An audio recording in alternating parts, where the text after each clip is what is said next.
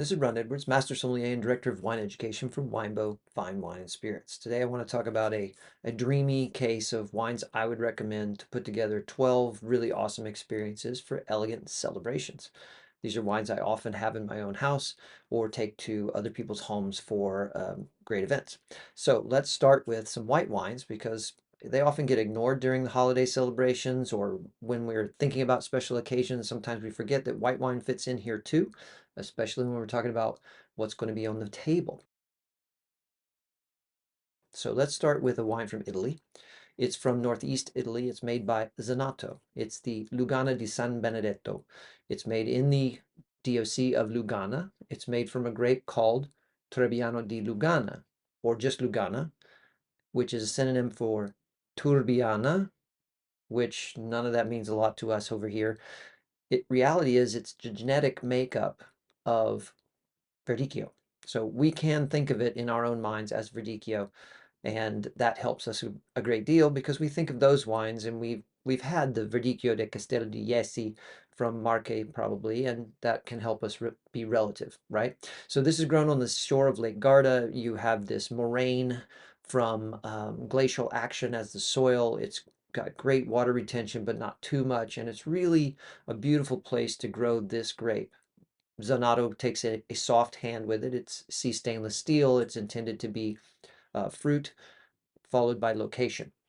And so you're going to get those beautiful Verdicchio notes of a little bit of salty, some citrus, some tangerine, that orchard fruit driven character. And I love this little bit of saltiness that comes out of this wine that is derived from soil. Is it derived from who knows where it comes from, but it's a lovely little addition to the table.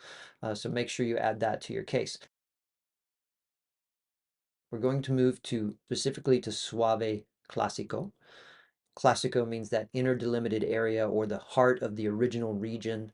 And in this particular case, Classico is divided geologically in a west and an east. On the western side is calcareous material, and on the eastern side is degraded volcanic material.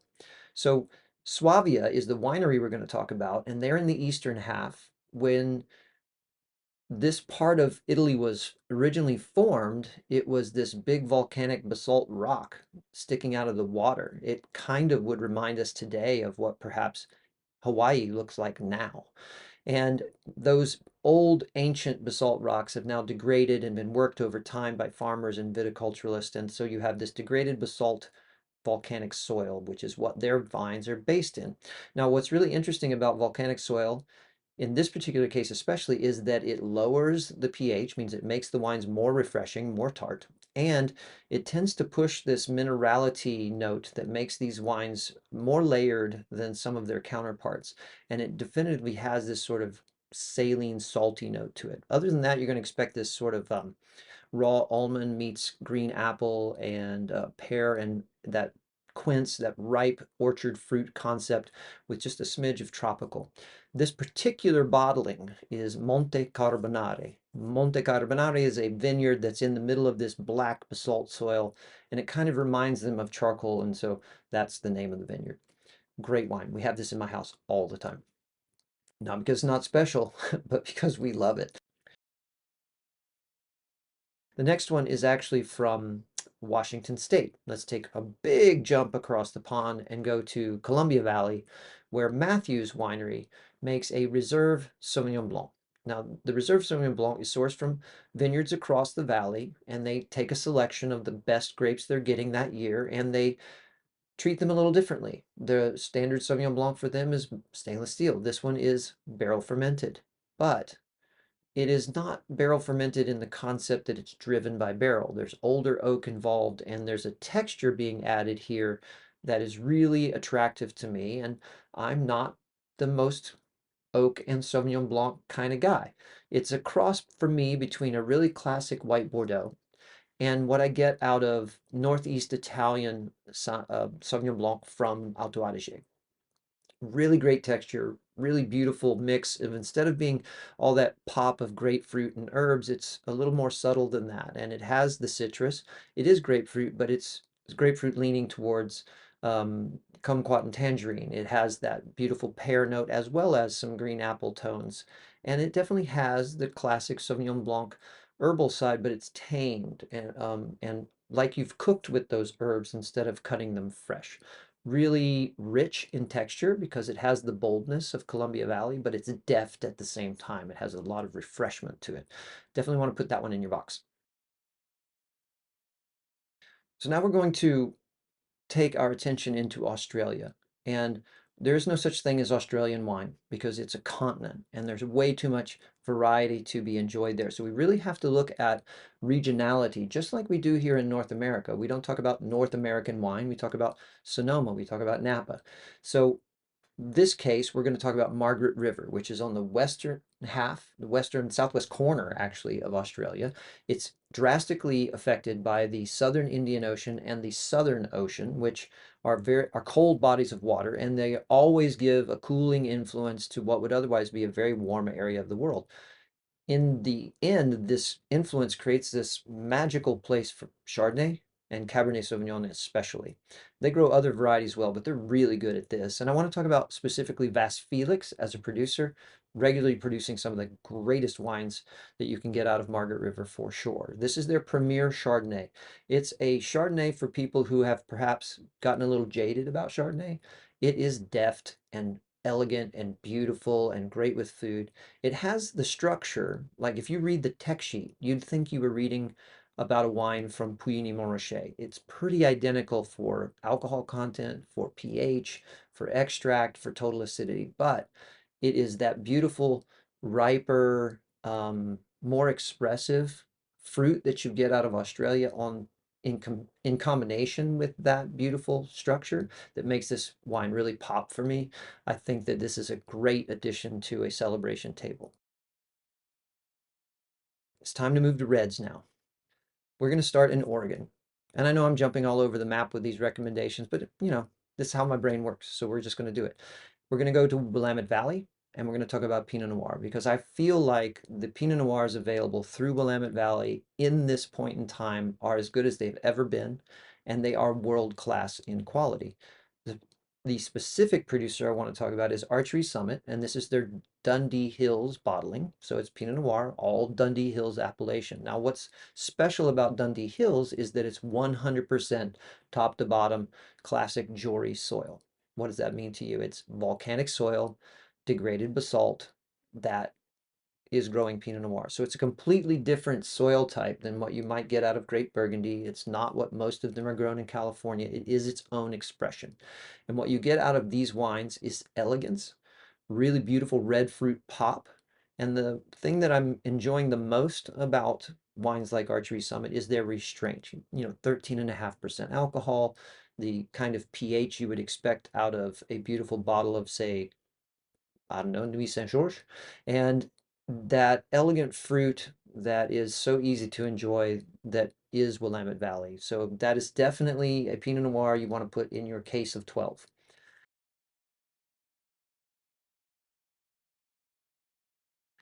We're now going to move to South America. I told you we're going all over the world. And this is one where you need to put the next two wines in the box together because this is a tandem experience where you're going to really get a sense of how winemaker and property interact. So the first wine we're going to talk about, actually, you know what? Let's talk about the location first. In the Uco Valley, which is already special on its own, high elevation growing, where Malbec is absolutely capable of making some of the greatest examples of that variety, period. This one particular location is called Paraje Altamira, and it is in the middle of an alluvial fan from one of the rivers that feeds out of the Andes into that area. And it's a mix of cobble and sand and a little bit of calcareous material, and it has this really deep profile. The wines coming from here have a specific character, and it's really fun to explore this. So as you are now aware of this, make sure you're trying Uco Valley wines that are from specific locations so you can get an idea of how much joy there is in the difference between each one. So Paraje Altamira, we're going to talk about two producers. The first one is Zuccardi, specifically the Polygonos bottling. And the beauty here is he tries to get out of the way. Sebastian Zuccardi's a terroirist. He really believes in the idea of expressing exactly where something came from as a first priority. Since that's his first priority, he's using only concrete tanks on this particular wine to allow Paraje Altamira to speak first. I want you to buy that wine and right next to it, Catena appellation series, Paraje Altamira, to try alongside. Because now you have, instead of someone who is approaching the wine as a pure terroirist, you have a family philosophy that is more European in its center. Yes, we want to allow the place to show, but we're going to show a little winemaking along the side. So there's a little oak on this and a little treatment to make it a little more than just the location. Super awesome comparison. Both wines are beautiful. And so if you know you got 4 to 6 people at the table, you can open them both and away you go. Chile has such a range of experience there, right? We have everything from, $7 to $10 retail into ethereal collector's items at the hundreds of dollars a bottle. And I'm going to be in between here. There is a property there called Cloapalta, owned by the Lapostol family. And this particular property is dedicated to nothing but greatness. They center their focus on Carmenere, which I've always approved of because it's the one thing Chile has a lot of that they could make their mark with. Like we are the only people in the world who make Carmenere this well, and Cloapalta has proven that for sure. But what we're talking about is not their flagship wine. We're talking about La Petite Cloapalta, and this wine is centered on Carmenere, and the percent ranges. It's not always over 50%. The most recent vintage is like 42%, and then the rest of it is the classic Bordelais varietals they're planted on the property. What you get out of this wine, which is worth seeking out, is a velvet texture with this inky, blue fruited, delightful fruit profile, and then an elegant and structured but not overweighing finish. Every time I taste this wine, it just gives me a giant smile, and I think to myself, wow, what a triumph in the concept of Bordeaux blends in the New World. We're going to jump back into Australia now, but we're going to talk about a different region of Australia and we're going to talk about a different grape. As I mentioned before, we have to deal with Australia in pieces, not as a giant chunk. And we're going to move to Coonawarra. Coonawarra is in South Australia. It's in the southern part. It's like a 3.5 hour drive south of Adelaide. It's a long way from the rest of the center of winemaking, but it's blessed with this beautiful geologic orientation. It's flat land leading all the way out to the ocean. And so even though it's quite a long way to the ocean from Coonawarra, the cool air and the influence of that cold ocean reaches all the way there. So you get a much cooler area of the world than when we think of South Australia. It is more like region 2, region 3, a little bit like traditional Bordeaux. And because of that, and because of the soil, which I'll get to in a minute, it is one of the greatest places on planet Earth to grow Cabernet Sauvignon, and has been since the day they planted it to that grape. It has this Terra Rosa soil, which exists in other places in the world, but it's a um, it's an iron-rich topsoil, sandy sort of loam, and underneath it is a hard pan calcareous material that traps water, but also forces the vines to work around it and through it. And it's just a beautiful combination of weather, the right soil, and the right influence of the ocean. The wines from here tend to carry a little bit of a extra mintiness. Sometimes it's eucalyptus note. Some of that's from the gum trees in the area, and I think some of that's just the natural characters of the grape skins of Cabernet Sauvignon grown in this kind of location. These wines are wonderfully ageable, so if you're thinking about, well, what can I recommend for someone to put in a cellar? I've had these wines with 50 years of age, and they were gorgeous. In this particular case, we're going to talk about Yalumba, and specifically the Menzies Cabernet Sauvignon. This is a single block. It is in the heart of the Terra Rosa belt of Coonawarra, what they locally refer to as the cigar. It's fermented and aged like you would a great Cabernet Sauvignon, but it doesn't have lots of new oak. It has the um, balance and elegance of a wine that you might not associate with Australia as a whole, unless you understand the regionality of Australia, it's 13.5% alcohol. It has the pH and the normal structure of what you would expect out of European wine.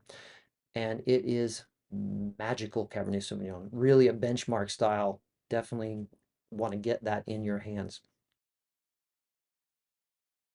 Now let's go something classic, because in every elegant celebration box, there should be something absolutely classic.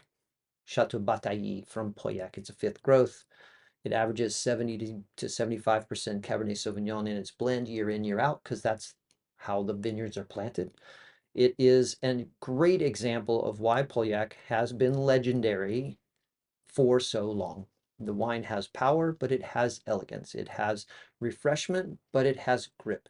It has beautiful, fresh, vibrant fruit, but it also has that elegant thread of how really well chosen oak aging works with the structure and the source of the fruit.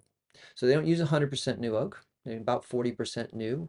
And everything about this wine is like satin. It's so elegant and yet powerful at the same time. A great example of the top tier of Bordeaux, which a mere mortal can't afford. Now we're going to move to one of my absolute favorite regions of the world because I don't know, I like the chewy, edgy, powerful nature of Nebbiolo. And so Barolo is a region that I always feel like should be around for special occasions and when you're getting serious about red wine. A particular producer that I'd like you to run into at this point is Boroli.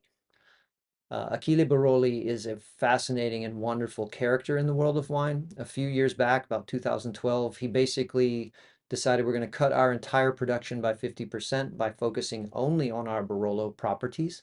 And the only goal is to make world-class, best of the best Barolo. You gotta love a family with that kind of dedication. I think he's achieved that over this last decade. His wines are the epitome of the expression of Nebbiolo, but they're a little bit different in the idea that they're not burly and they're not rustic, but they're not super modern with a lot of new oak on them either. They're just this beautiful middle ground of all the flavor you expect, all the texture you expect, nothing clunky. I freely admit that the first time I went through a barrel tasting in the winery, I had chills head to toe just smelling the wines that he was offering, much less tasting them. These are beautiful wines. I'm recommending the Barolo, just get an experience of the way they make wine, and then you can delve into the single cruise after that. And the last wine, we're going to move to the Pacific Northwest again. This wine is from Andrew Janik. It's the Stone Kern bottling from Red Mountain. It's sourced from three specific vineyards, and they are top of the top for the appellation: Quintessence, Obelisco, and Ciel de Cheval.